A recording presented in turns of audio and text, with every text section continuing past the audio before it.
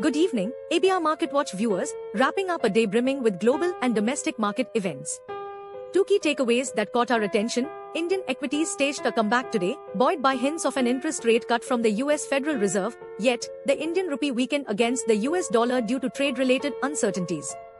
As we delve deeper, Indian shares started the week with positive momentum, driven in part by Jerome Powell's suggestion of a potential September rate cut in the US, enticing foreign investors towards emerging markets.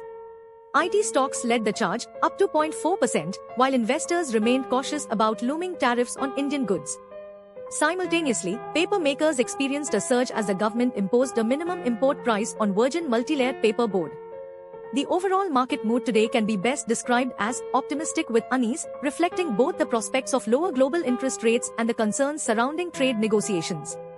This optimistic movement saw the BSE Sensex and NSE Nifty inching up by 0.4% and 0.39%, respectively. However, the Indian rupee dipped 0.1% against the US dollar due to apprehensions over increased tariffs on goods and escalating importer demands.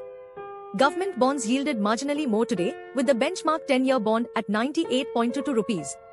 Overnight index swaps remained steady, while 1-year and 5-year swap rates held firm at 5.7375% and 5.51%, respectively. India's overnight call money rate was at 4.9%, with the overnight TREPS rate at 5.25%. In conclusion, while Indian equities show positive signs amidst global interest rate cut speculations, the Indian rupee faces pressure due to trade-related concerns, leading to a slight depreciation against the US dollar. The dance between monetary policy shifts and tariff-related anxieties continues to shape the Indian financial landscape.